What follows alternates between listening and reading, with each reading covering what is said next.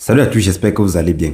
Aujourd'hui, je vais vous expliquer ma stratégie, comment je fais pour gagner de l'argent avec les indices synthétiques, notamment le Step Index. C'est vraiment très simple. J'ai fait plusieurs vidéos sur ma chaîne où je vous ai montré comment tracer des moyennes mobiles, comment tracer l'oscillateur stochastique et comment insérer la moyenne mobile dans l'oscillateur stochastique. C'est ce qu'il faut d'abord faire au préalable. Ça veut dire que voilà une moyenne mobile de 200 qu'il faut placer en noir, en rouge, voilà une moyenne mobile de 50 qu'il faut placer et en couleur verte, voilà une moyenne mobile de 14 qu'il faut placer. Une fois que vous avez fini ça, vous allez tracer l'oscillateur stochastique que voici, qui est à 85 max et minimum 15. Donc vous tracez ça pour vous insérer une moyenne mobile de 50. J'ai fait des vidéos, donc allez regarder les vidéos pour savoir comment j'ai placé ces moyennes mobiles et cet oscillateur stochastique. Alors entrons dans le vif du sujet. Une fois que j'ai tracé mes moyennes mobiles, mon oscillateur stochastique et tout, je vais venir ici parce que je vous ai dit que je repère la tendance du marché. Le but ici, c'est de repérer la tendance du marché. Ça veut dire que je viens ici. Comment je fais pour repérer la tendance du marché? Je regarde les croisements. Ici, vous allez voir qu'il y a croisement des moyennes mobiles. Généralement, qu'est-ce que je tiens? Je tiens en compte, sur ma stratégie, je tiens en compte ça. La moyenne mobile 200 et la moyenne mobile 50. C'est ça qui me donne le signal de confirmation. Maintenant, les autres, ce sont des signaux, je peux dire ça d'alerte. Ça veut dire que, attention, ça veut dire que quand je regarde le croisement de la moyenne mobile 14 que voici et la moyenne mobile 50 que voici, ça me donne un signal de attention. Ce qui fait que je ne prends plus de position. Là, je peux hedger ma position. Pour ceux qui ne savent pas ce qui signifie hedger la position, ça veut dire que je viens ici, par exemple, j'ai pris les positions short, par exemple. Si je veux, le marché un peu, il y a une petite nuance. Je ne sais pas si le marché va descendre ou bien si le marché va monter. Ici, j'ai une perte latente de 54 $. Donc, ce que je peux faire, c'est que, comme je suis en train de sell et que j'ai peur parce qu'il y a des signaux qui sont très flous, je veux rester statique sans toutefois fermer mes trades. Qu'est-ce que je viens ici? Je prends une autre position. Ici, je trade avec un levier de 0,1, 0,1, 0,1. Donc, ça veut dire que je peux prendre peut-être une position avec un levier de 0,3 en long. Ça, c'est hedger ma position. Ce qui fait que si le marché monte, je suis en train de... Vous allez voir que le marché monte ou descende, le fait que j'ai pris deux positions simultanées, ça va faire rester au même niveau. Là, en voyant un peu plus clair pour savoir exactement dans quel sens je vais aller. Je ne sais pas si vous comprenez. Donc, ici, là, la première chose que je regarde, c'est que ici, si je regarde la moyenne mobile 200 et la moyenne mobile 50, je suis en configuration baissière. Je vous rappelle que je suis entré quelque part long ici. Donc, j'ai déjà fait presque 500 $ de profit sur la petite chute ici que vous voyez là.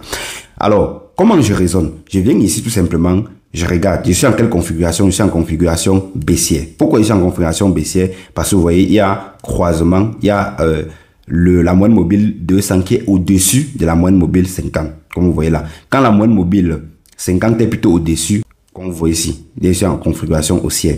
Donc ici, vous voyez que la moyenne mobile 200 est au-dessus. C'est-à-dire qu'ici, je suis en configuration baissière. Maintenant, l'autre ici intervient, la moyenne mobile 14 intervient. Vous voyez ici, ça me dit attention. Je ne sais pas si vous comprenez. Là, je commence à hedger ma position. Soit je hedge, soit je veux savoir comment réajuster mes positions. Mais je vais être plus attentif parce que je ne peux pas venir ici. Il y a un croisement de la moyenne mobile 14 et la moyenne mobile 50. Je suis là et puis je continue toujours à sell le marché. Là, je regarde un peu et puis j'essaie de hedger ma position ou bien je sais comment replacer mon sell limite. Maintenant, une fois que je fais ça, je continue à sell. Alors, je sell comment? Comment je fais? Je prends une position sell. Une fois que je prends une position sell, si le marché monte, je reprends l'autre position sell à 200 points. Donc, ça, vous allez remarquer ici que si je prends la première position, voici la première position, voilà mon take profit. Normalement, mon take profit est censé être à 150 points. Bon, si vous voyez ici à 196 points, ça veut dire qu'il y a un support ou bien une résistance. C'est pour ça que je fais pour optimiser mes profits. Là, ce n'est plus fixe. Il faut un peu comprendre. Non. Je vais tout simplement vous expliquer la stratégie, comment ça fonctionne. Maintenant, pour une prochaine vidéo, je vais vous montrer comment placer les buy limits, sell limits et savoir comment repérer les résistances, les supports. Pour le moment, je vous explique uniquement la stratégie. Donc, ce qui fait que vous allez voir ici, deuxième scène. Ici, vous allez voir le take profit ici à combien? À 164 points. Donc, si je clôture, ça va me donner 16 $. Maintenant, vous allez voir que chaque sell limite est environ à 200 points. Si je prends le take profit ici, je monte ici, je suis à 0. C'est comme ça que j'ai fait pour reprendre l'autre sell limite. Donc, je prends le take profit du premier ordre. Je monte tout simplement là. Ici, je tombe à 0 parce que c'est là où ça commence.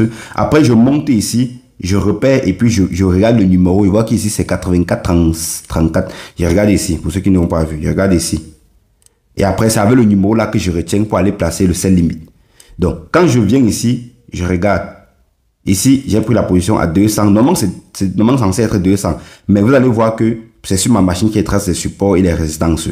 Donc, sur le téléphone, ça ne sera pas possible. Donc, j'ai repéré un support et je peux dire peut-être ici un support parce qu'ici nous sommes en configuration baissière.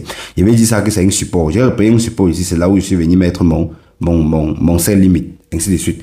Je vais vous expliquer tous ces termes plus tard, mais le plus important c'est de savoir comment je fais pour identifier la tendance sur le marché en tendance baissière ou bien dans tendance haussière.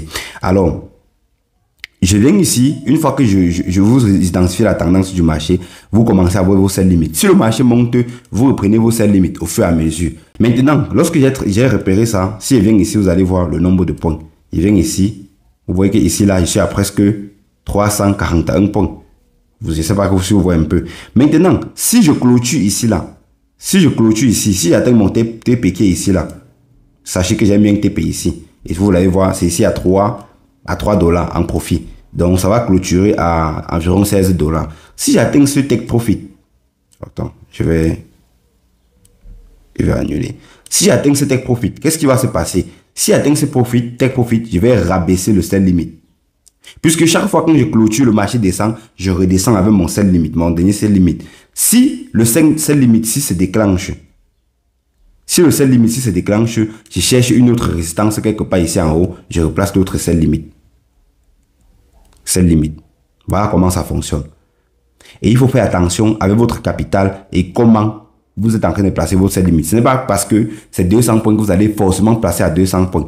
Vous recherchez des niveaux clés avant de placer vos sell limites.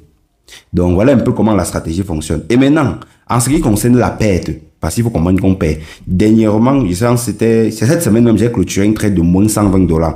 Il faut comprendre que depuis que j'ai commencé cette stratégie, j'ai perdu environ 3 fois. Et mes pertes sont arrivées à environ 400 $, un truc de ce genre. Alors, comment ça fonctionne? Comme vous voyez, par exemple, ici, mon premier sell limite ici, je suis en train de perdre combien? Je suis en train de perdre moins 40 $. Dès que je vais atteindre moins 100 sur le premier sell limite, donc dès que ici, là, j'atteins moins 100, je commence à chercher un niveau clé où, si le marché break ce niveau clé, la probabilité que ça continue à monter est très élevée. C'est là-bas que je vais mettre mon stop loss. C'est pour ça que vous allez voir, par exemple, ici, je vais venir ici sur historique. Vous allez voir, je vais venir ici sur la semaine, dernière semaine. Vous voyez que j'ai perdu 124. Bon, quand je regarde le bilan de ma semaine, je suis en train de perdre 10 $ parce que j'ai déjà couvert presque tous les pertes que j'ai eues. Donc, si je clôture un trade aujourd'hui, peut-être de 15 $, ça veut dire que dans cette semaine, malgré que j'ai fait une perte de 124 $, je serai toujours en profit cette semaine. Je ne sais pas si vous comprenez. Alors, comment ça fonctionne? Regardez par exemple cette semaine. Cette semaine, j'ai fait un retrait de 155 $, 55 $ autant pour moi. Ici, j'ai encore fait un retrait de 80 $. Là, sont des frais. Bon, si je viens par exemple ici, ça se voit même. On dit retrait, 135 $, bénéfice, moins 10. Parce que j'ai fait une perte ici de 124 $. Donc, voilà comment ça fonctionne. Chaque fois que j'arrive ici à moins 100, à la première position, parce que ça ne veut pas dire que si vous perdez, ça ne veut pas forcément dire que si vous êtes en train de perdre, vous allez forcément commencer avec les buys. C'est faux. Si vous faites comme ça, il faut comprendre que malgré que je suis en train de sell comme ça, pourquoi j'ai perdu les 124 là? Parce que malgré que j'étais en train de sell, je suis arrivé ici là. Le marché a fait ça. Qu'est-ce qui s'est passé? Pour protéger mon capital, j'ai dû perdre une position qui était à 124 $. Mais ça ne veut pas dire que j'ai changé ma position en long. Parce que si j'avais changé ma position en long, je serais encore en train de perdre ici. C'est pour ça qu'on dit qu'il faut avoir une stratégie fixe. Donc vous comprenez que ce n'est pas la petite hausse qui va m'influencer. parce que je sais que j'ai le capital qui pouvait supporter cela. Et après ça, malgré que j'ai perdu ces 124 $, la petite chute m'a fait vendre beaucoup de positions en profit. Au point où je suis en train de récupérer, j'ai presque récupéré les 124 $ que j'ai perdu. Or, pourquoi j'ai résisté? J'ai résisté parce que n'oublie pas qu'ici, j'étais déjà à moins de 200 quelque chose, moins de 250 $. Mais je n'avais aucun souci parce que ma configuration était toujours baissière. Ma configuration était toujours baissière. Mais je prenais les positions de manière très très attentionnée. Pourquoi? Parce que lorsque j'ai eu ce croisement ici de la moyenne mobile 50 et la moyenne mobile 14, j'ai commencé à faire attention. Je n'ai plus commencé à prendre des positions n'importe comment. Donc quand vous avez à ce croisement, soit vous ne prenez plus de position, soit vous hedgez. Donc c'est à vous de réfléchir. Généralement, c'est mieux de hedger. C'est ce que je vous conseille. Donc si ici, après ce croisement, vous avez pris 2 positions ou 3 sell limites, qu'est-ce que vous allez faire? Vous allez prendre le nombre de lots que vous avez pris. Si vous avez pris un lot, peut-être un lot de 0,1, 2 fois ou 3 fois, vous allez prendre un long de 0,3. Là, vous êtes en train de hedger la position que vous êtes en train de prendre. Ce qui fait que si le marché continue à monter, la position longue va vous faire gagner sans vendre. Parce que si vous vendez, avant de vendre, il faut savoir. Parce que ici, vous conservez la position longue et vous laissez. Ça veut dire que vous êtes en train de hedger votre position. Maintenant, lorsque vous voyez qu'il y a un retournement comme ici, là, lorsque vous voyez qu'il y a ce retournement, si la position longue est encore en profit, vous fermez uniquement la position longue qui est en profit. Parce qu'il y a encore au croisement, il y a encore retournement de tendance. Mais vous savez que vos positions, celles limites sont toujours là. Sans toutefois les vendre, vous pouvez laisser et prendre une position longue ici. En une position longue qui va compenser tous les sells que vous avez fait. Donc ici, j'ai 3 sells, ce qui fait qu'il va trader avec un lot de 0,3 en long. Là, je ne serai pas en train de chercher à gagner, mais je suis en train de protéger mes positions. Voilà un peu comment ça fonctionne. Donc après ça, vous continuez tout. Tant que ça là, il n'y a pas de croisement entre la moyenne mobile 50 et la moyenne mobile 200, je suis toujours en sell limite. Peu importe ce que le marché me fait. Je peux peut-être perdre un peu si le marché monte un peu, je perds juste un peu et après je hedge mes positions. Mais tant qu'il n'y a pas ce croisement de la moyenne mobile 200 et 50, je suis toujours en sell limite. Maintenant, c'est un truc. Ce sont des moyennes mobiles qui donnent les meilleurs signaux. Alors, vous allez vous rendre compte que ce n'est pas cette petite montée qui va faire que ça va directement se croiser avec ça. Donc, si ça se croise, sachez que c'est un bon signal sur le moyen terme. Parce que vous allez regarder ici, là. Vous allez voir, chaque fois qu'il y a un croisement, vous allez voir ici, il y a une belle phase haussière. Regardez. Chaque fois, regardez. Et s'il va me manquer ici en vue jour, c'est encore plus pro. Vous voyez que ici en vue jour, sur ceux qui ont un gros capital, si quelqu'un peut supporter tous ces chutes-ci là, qu'est-ce qu'il peut faire? S'il a un capital même de 5 000 $, il peut dire je ne trade pas en vue 4 heures parce qu'il sait qu'il a le capital pour supporter la vue jour. Donc lui, il vient ici, il repère lui ses tendances ici. Allez, il commence avec ses buys ici. Dès qu'il y a ce croisement là, ici, attendez, je vais mentionner ici. Lorsqu'il y a ce croisement là, vous voyez tout ça, vous commencez avec vos buy limit. Lorsqu'il y a les chutes, vous faites des buy. Après, quand ça monte, vous vendez. Vous faites des buy, ainsi de suite. Mais est-ce que vous aurez le capital pour supporter ça? Si vous avez même 5 000 $, c'est super. Vous regardez votre vue jour et puis vous commencez. Vous allez voir que même jusqu'à là, vous serez toujours en train de faire énormément de profit. Maintenant, ce que je vous recommande, c'est de commencer avec minimum 500 $. Maintenant, d'autres personnes pourront refaire la même stratégie, mais en regardant plutôt la vue 1 heure. Mais sachez qu'en vue 1 heure, il y a aussi des faux signaux. Ça, c'est ce qu'il faut comprendre. Donc, pour ceux qui ont un petit capital, vous pouvez adapter la même stratégie, mais en regardant plutôt la vue, la vue 1 heure que voici là. 1 heure que voici. Pour ceux qui ont par exemple 300 $, mais je vous recommande toujours de commencer avec au moins 500 $. Alors, quelque chose de très important, c'est que lorsque vous commencez, quand est-ce qu'il faut entrer sur le marché? C'est un aspect qui est très... Parce que même si vous avez 2 000 $ de capital, vous entrez mal, vous allez perdre. Imaginez que vous venez ici, par exemple... vous entrez ici. Moi, par exemple, je suis entré quelque part ici. Donc, j'ai bien mangé jusqu'à ici, là. Si vous venez ici, vous commencez avec les sell limites ici. Avec l'argent que j'ai gagné, je peux encore supporter jusqu'ici. Et puis, même si je paye 200 $ ou 150 $, même 300 $, ça ne me fait rien. Mais si vous venez, vous entrez ici, en sell limite, comme moi. Et puis, si le marché monte jusqu'ici, là, qu'est-ce que vous allez faire? Vous serez en train de perdre même moins 300 ou moins 400. Alors que moi, avant de perdre, alors que moi, par exemple, si je suis à moins 400, j'aurais peut-être à gagner peut-être, disons, 1000 $ ici, là. Ce qui fait qu'il serait toujours en profit. Or, toi, tu seras peut-être liquidé et le marché va encore redescendre. Je vais continuer à faire mes profits pendant que toi, tu seras en train de perdre. Donc, ceux qui veulent vraiment faire cette stratégie, essayez de tester bien dans le compte démo et bien maîtriser avant d'aller sur le compte réel. Alors, pour entrer sur le marché, comme je vous ai dit, il faut repérer. Ça, c'était en ce qui concerne les moyennes mobiles. Maintenant, pour entrer sur le marché, c'est là où intervient l'oscillateur stochastique. Pour entrer sur le marché, qu'est-ce qu'il faut? En vue 4 heures, il faut, première condition, il faut que si vous voulez commencer les selles, vous ne pouvez pas entrer ici parce que ici, vous voyez que on est presque ici. N'oubliez pas, quand vous regardez là, vous regardez ici, ici nous sommes le 21, ici. Il faut tout regarder. Ne venez pas pousser la courbe comme ça. Vous venez, vous lisez ici là. Il faut toujours regarder par rapport au jour que vous vous trouvez. Donc, quand vous voulez entrer en cette limite, il faut que vous soyez au-dessus de 85 ici, de la ligne ici. Tant que vous n'êtes pas au-dessus ici, ne cherchez même pas à entrer sur le marché. Donc, première condition, c'est que vous allez être ici au-dessus. Vous serez au-dessus du stochastique, au-dessus des 85 ici là. Ça, c'est la première chose. Deuxième chose, il faut qu'il y ait ce croisement. Ça veut dire que, première condition, la ligne rouge ici doit être ici au-dessus. Première condition. Deuxième condition, il faut qu'il y ait croisement entre la moyenne mobile 50 et la moyenne mobile 14. Ça, c'est les deux conditions qu'il faut remplir. Une fois que vous avez rempli ces deux conditions, vous pouvez entrer sur le marché. En cette limite. En bas limite, est-ce actuellement il faut entrer en bas limite?